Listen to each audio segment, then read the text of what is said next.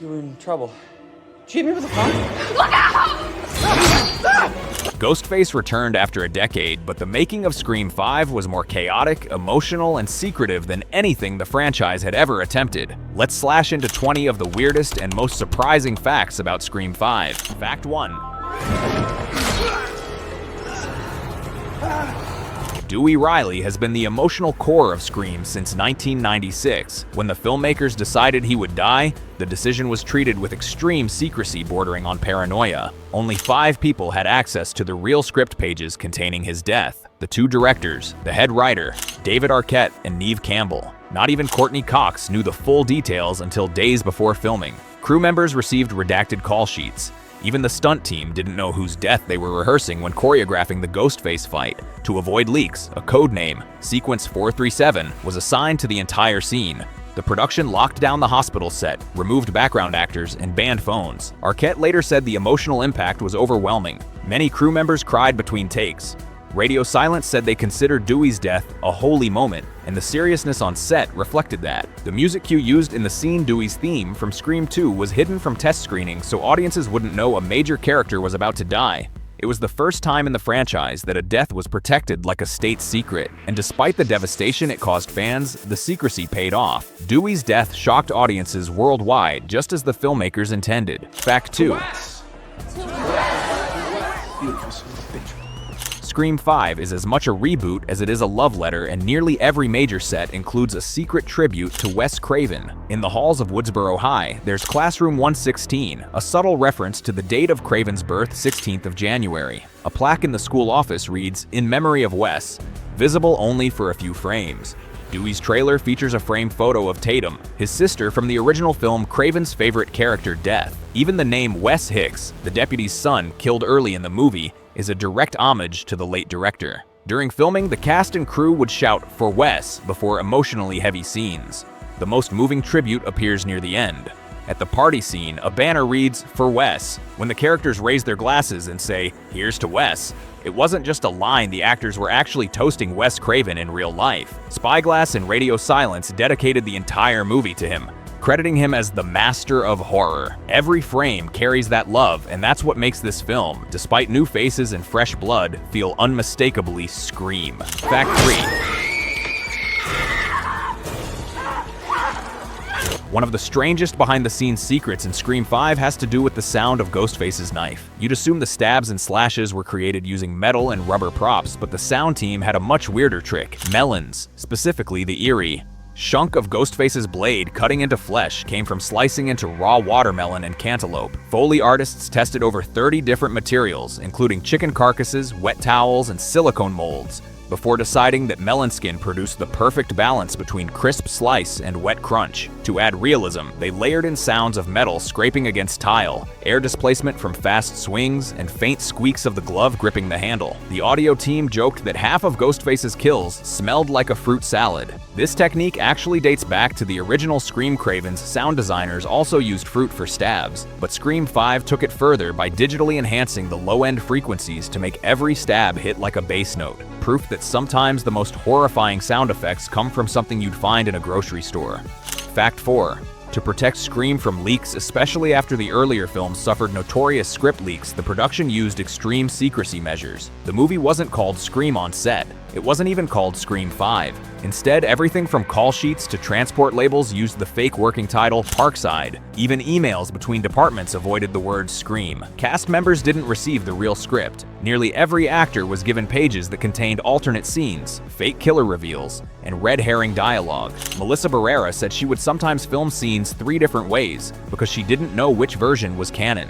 Mason Gooding revealed that he didn't learn who the killers were until the final weeks of filming, because earlier drafts showed different characters wearing the Ghostface mask. Production assistants were instructed to shred every script revision immediately after filming, and printed pages contained invisible watermarking that could identify any leak back to a specific cast member. Even the costume department used code names for Ghostface outfits, labeling them Red Costume A or Night Suit. This intense secrecy worked. For the first time since 1996, a Scream film made it to release without the killers being leaked online. Fact 5. Did you hit me with a phone? Look out! Radio Silence wanted Ghostface to feel different in 2022 human. but unsettling in a way audiences couldn't quite articulate. Their biggest reference point wasn't horror, it was Bigfoot documentaries. The directors loved analyzing the way Bigfoot supposedly moves in grainy footage, low center of gravity, slightly hunched posture, sudden direction changes, and moments of stillness followed by explosive motion. They felt this almost natural, almost unnatural physicality made the creature both believable and eerie. So the stunt performers for Ghostface studied this movement, adapting it into a style that looked clumsy, frantic, and emotional, very much reflecting the killers Amber and Richie. Ghostface in Scream 5 isn't sleek or composed. He trips, lunges, he slides across floors, crashes into tables, and sprints in bursts of awkward rage. This was intentional. The filmmakers wanted him to feel real, not superhuman. Ghostface's unusual head tilts and pauses were also inspired by predator footage from nature documentaries, adding to the sense that he's calculating but impulsive. The result is a Ghostface who feels familiar but strangely updated, unstable, youthful, messy, and frighteningly human. Fact 6. How you doing, Sam? One of Scream's biggest surprises is the return of Billy Loomis, not in flashbacks, but as a hallucination haunting his daughter, Sam. To bring Billy back in a way that looked real and not digital cartoonish, the filmmakers used a hybrid technique combining advanced de-aging CGI, practical makeup, and face-shaping prosthetics. First, Skeet Ulrich performed every scene physically. He wore subtle makeup to smooth his skin and recreate Billy's iconic look. Then VFX artists digitally reduced signs of aging wrinkles, skin texture, and jawline softness, but kept his natural expressions and micro-movements intact. They didn't want the Marvel-style, plastic-smooth de-aging. They wanted a ghost, someone slightly uncanny, a little too perfect but not fake. Fun fact, his costume was recreated stitch for stitch from 1996 reference photos. Even the bloodstains were replicated from original continuity notes. Skeet Ulrich said it was emotional to return, especially since Wes Craven wasn't there. He described the experience as haunting in the best way. Fact 7. Sounds about right. When Scream 5 was first announced, Neve Campbell was hesitant to return. Wes Craven, who directed all 4 previous films, had passed away in 2015, and Campbell didn't want to revisit Sidney Prescott without him. Radio Silence, the directing team of Matt Bettinelli-Olpin and Tyler Gillett, knew they had to earn her trust. So instead of sending a standard offer, they wrote her a handwritten letter explaining how much Wes Craven's work meant to them and how they planned to honor his legacy. They described Scream as a love letter to Craven, not just a reboot, but a continuation that respected his tone, his rules, and his characters. Campbell later said that the letter moved her deeply and reminded her of why she loved the series in the first place. She eventually agreed, saying she felt Wes would have wanted the franchise to live on with filmmakers who truly cared about it. When she arrived on set, the director surprised her with a For Wes banner and a chair labeled Sydney, the Final Girl. It was an emotional reunion, and her presence elevated the entire production. Fact 8. When it comes to Scream, secrecy isn't optional, it's tradition. To avoid leaks, Scream didn't just use decoy scripts. The filmmakers actually shot 3 separate endings, each revealing different killers. In one version, Richie, Jack Quaid, acted alone. In another, Amber, Mikey Madison, was the sole Ghostface. And in the final version, the one used in the film, they're both revealed as partners. Spyglass executives confirmed that even the editing team worked with coded footage, labeled with misleading scene numbers so they couldn't piece the mystery together too early. When the studio sent the film out for test screenings, they mixed footage from multiple endings, so even early viewers didn't know who the real Ghostface was. Mason Gooding said that when he saw the completed film, he was genuinely shocked because he had believed a different killer was chosen during production. This tactic wasn't new. Wes Craven famously shot multiple endings for Scream 2, but Scream 5 took it to an extreme. Even crew members didn't know who was behind the mask until premiere night. Fact 9. The hospital sequence in Scream where Dewey faces off against Ghostface was originally much longer and far more violent. The first cut of the fight lasted almost 6 minutes, featuring more physical struggle, extra stabs, and several improvised takedowns. The directors eventually shortened it because the tone shifted too far into slasher territory, specifically Friday the 13th territory. In test screenings, early audiences commented that Ghostface looked almost superhuman, reminiscent of Jason Voorhees. That feedback alarmed the filmmakers, who've always emphasized that Ghostface is human, clumsy, frantic, and beatable. They trimmed the fight to make it feel more realistic and desperate. Every blow and stab became deliberate and personal, reflecting the history between Dewey and Ghostface rather than just being a spectacle. Even so, David Arquette said the scene was the hardest thing I've ever had to shoot, both physically and emotionally. The stunt double who played Ghostface later revealed that the choreography involved real knife pressure on a padded vest to create convincing contact. The final version is shorter, but every frame hits harder, grounded, painful, and devastatingly human. Sometimes less brutality delivers more heartbreak. Fact 10. In the final film, Tara's inhaler is a simple plot device that brings the characters back to Amber's house for the finale. But in early drafts, it played a much darker role. Originally, the script included a deleted scene in which Amber secretly tampers with Tara's inhaler, swapping it with one containing a defective cartridge. The intention was to subtly foreshadow Amber's role as Ghostface, setting up the audience to realize later that she had been manipulating her friend's health all along. The sequence was filmed but ultimately cut for pacing. Early test audiences found the subplot confusing and too medical, as it distracted from the killer mystery. However, a few shots from that sequence still appear in the finished film specifically, close-ups of Tara's hand trembling as she uses the inhaler. The directors confirmed these were remnants of the removed plotline. Jenna Ortega later said she actually preferred the final version because it made Tara's survival depend on resilience rather than helplessness. Still, the deleted twist adds another layer to Amber's manipulation, a quiet kind of cruelty that fits perfectly with her performative friendship. Fact 11. Sam Carpenter and Richie Kirsch weren't meticulously choreographed like most Hollywood fights. Instead, Radio Silence wanted it to feel messy, desperate, and primal, so they told the actors to improvise much of it. Melissa Barrera and Jack Quaid rehearsed some beats, like knife grabs and table pushes, but most of the fight's rhythm came from instinct. The directors shouted new cues mid-scene, harder, sloppier, get angrier, to make it feel unpredictable. Barrera accidentally hit Quaid several times during filming, including one moment where her elbow made direct contact with his jaw. He stayed in character, and the take ended up in the final cut. The stabbing sequence where Sam repeatedly drives the knife into Richie was deliberately filmed in one continuous take. The directors told Barrera to let go completely once the first stab happened. What you see on screen, the trembling rage, the screaming, is completely real. The scene was so intense that Barrera reportedly cried off camera afterward, overwhelmed by adrenaline. Radio Silence called it the rawest performance in the movie. Fact 12. Richie. No, let's get out of here. David Arquette is famous for playing the lovable, bumbling Dewey Riley, but few fans know he is also a trained clown doctor. He studied therapeutic clowning years earlier with Clowns Without Borders, a program that uses humor and presence to reduce stress in people going through traumatic or intense situations. During filming, the cast was under pressure.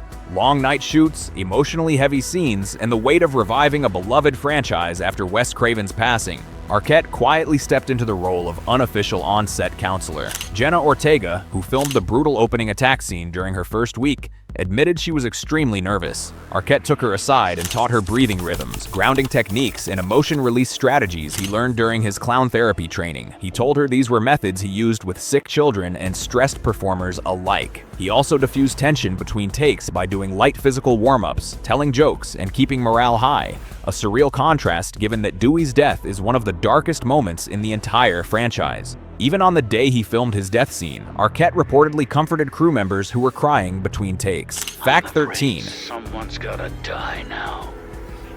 No, Amber, I'm coming. The opening attack on Tara Carpenter, played by Jenna Ortega, is one of the most intense openings in the entire Scream franchise, and it took 3 full nights to film. The production team wanted the sequence to feel claustrophobic and emotionally draining, just like Drew Barrymore's iconic scene in 1996. Ortega performed nearly all her own stunts, including crawling across the floor, dragging her body through fake blood, and being yanked backward by a harness. The stabbing choreography was rehearsed over and over with a stunt performer in the Ghostface costume, but Ortega said the hardest part wasn't the physical pain, it was maintaining the constant panic while surrounded by silence between takes. To heighten realism, the directors had her film the phone call scenes alone, with Roger L. Jackson, Ghostface's voice actor, calling her live. His voice wasn't scripted word for word, so every take felt slightly different. The screams you hear are completely authentic. By the end of the shoot, Ortega's voice was nearly gone. Crew members reportedly applauded after the final take, with several calling her performance terrifyingly real. Even veteran horror fans were stunned when they saw the finished cut. Fact 14. You killed my best friend!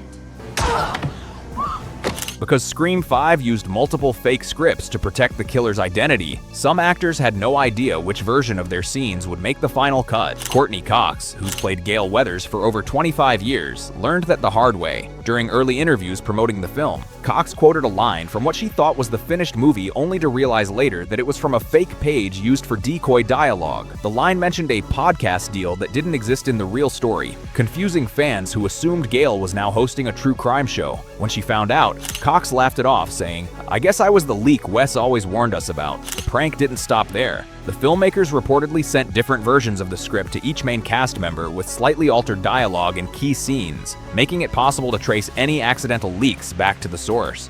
Neve Campbell said she received 3 different versions of the same phone call scene, each featuring different Ghostface threats. In the end, none of these versions were leaked, and the decoys worked perfectly. Fact 15. In Scream, Amber Freeman meets her end when she's set on fire and shot a death that looks eerily familiar to fans of Quentin Tarantino's Once Upon a Time in Hollywood. That's no coincidence. Mikey Madison, who played Amber, also portrayed Sadie Atkins in Tarantino's 2019 film, a member of the Manson family who's burned alive by Leonardo DiCaprio's flamethrower. The Scream filmmakers noticed this while casting and intentionally leaned into the irony. They reworked Amber's death to include the fiery ending as a dark meta Easter egg, a burning callback that Tarantino fans would immediately recognize. Madison said she didn't realize it at first. During a wardrobe fitting, someone on set joked, "You're really making a career out of dying in flames." The directors confirmed it later, saying they loved the idea that her death would feel cinematically familiar in a totally twisted way. To film it safely, Madison wore multiple flame-resistant layers, and the fire stunt was a mix of real pyrotechnics and digital enhancement. The moment became one of the film's most memorable kills, a perfect blend of Scream's signature meta-humor and genuine brutality. Fact 16. One of the strangest security rules on the Scream set was a verbal ban. No one was allowed to say the word Ghostface out loud over walkie-talkies or in public. Instead, the crew used the codename Roger, a nod to Roger L. Jackson, the voice of Ghostface since 1996. If someone needed to discuss the killer costume or coordinate a shot, they'd say things like, "Bring Roger to set," or "Roger's mask needs adjustment." The rule was designed to prevent leaks. Locals and paparazzi around Wilmington, North Carolina were constantly trying to spy on the production, so producers wanted to make sure nobody overheard phrases like "Ghostface kills Sam" or "Ghostface enters frame." Roger L. Jackson himself thought it was hilarious when he found out, joking, "I've been a codename my whole life, now it's official." The strange system worked perfectly. Fans who tried to follow the shoot online couldn't decipher half of the leaked chatter. So if you ever hear someone say "Roger's ready" on a horror set, they're not talking about a guy named Roger, they're talking about Ghostface himself. Fact 17. In Scream 5, Sam and Tara Carpenter share a believable, emotional bond that feels deeply lived in. But here's the twist. Melissa Barrera and Jenna Ortega had never met until the cameras rolled on their first reunion scene. The filmmakers deliberately scheduled their introductions out of order so the actors' unfamiliarity would add real tension and awkwardness to their sister dynamic. Sam's guilt, Tara's resentment, and their hesitant affection all read as genuine because in real life, the actresses were learning each other's rhythms in real time. Their first day together was the hospital scene where Sam tells Tara about their family's dark secret that she's the daughter of Billy Loomis. Barrera said she felt real nerves going into the scene because she wanted to earn Ortega's emotional reaction. By the second week of shooting, the two bonded closely, often running lines between takes and improvising small sisterly touches like hair pushes and sarcastic quips. Director Matt Bettinelli-Olpin later said, "You can't fake that sibling awkwardness. It's either there or it's not." Fact 18. The final house party sequence in Scream is packed with dozens of young faces, but a few of them weren't traditional extras. Spyglass invited real TikTok creators to appear in the background as part of the film's viral marketing strategy. According to production notes, several North Carolina-based influencers were hired to attend the shoot in full costume, film behind-the-scenes content, with NDAs of course, and share cryptic, non-spoiler photos once the film was released. This decision was intentional. The directors wanted the film to feel plugged into Gen Z culture, where fame, live streams, and digital identity are woven into everyday life. Many of the background clips showing characters filming with their phones were authentic, recorded by these influencers for cross-platform promotion. One creator later revealed that the production used his footage as a digital texture for Ghostface's reflection in a few blink-and-you'll-miss-it moments. The marketing team even considered having Ghostface duet some of the influencers on TikTok before the movie came out, but the idea was scrapped to preserve secrecy. This blending of real social media culture and fiction fit perfectly with Scream 5's central message: fame, fear, and online validation are all part of modern horror. Fact 19. Dewey's death in Scream isn't just emotionally devastating, it's also filled with hidden meaning for longtime fans. During the hospital sequence, if you listen closely, you'll hear a familiar melody, Dewey's original theme from Scream 2. The track, titled Broken Arrow by Hans Zimmer, wasn't written for the first Scream at all. It came from the 1996 John Travolta movie Broken Arrow. But Wes Craven loved its tone so much that he reused it to represent Dewey's vulnerability and reluctant heroism. Radio silence deliberately brought the same cue back in Scream 5 as Dewey walks down the hospital hallway to face Ghostface one last time. The use of that music, subtle, mournful, and heroic, transforms the moment into an emotional echo of his first brush with death back in the 90s. Composer Brian Tyler re-recorded the piece with modern orchestration, making it more tragic and cinematic. He later revealed in interviews that it was meant as a final musical salute to both Dewey and Wes Craven. Fact 20. Beautiful son of a bitch.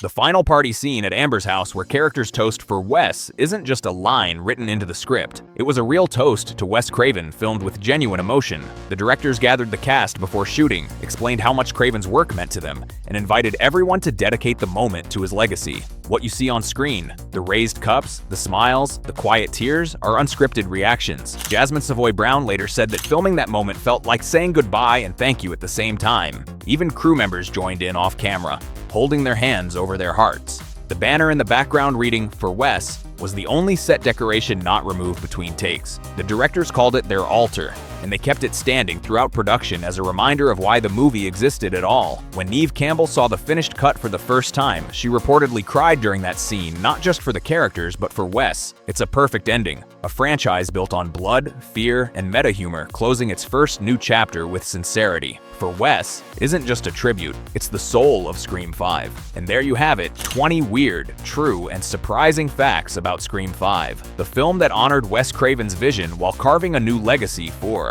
Ghostface, Sydney, and a new generation of survivors. If you enjoyed the deep dive, hit like, subscribe, and ring that bell for more horror movie secrets, production mysteries, and cinematic tributes.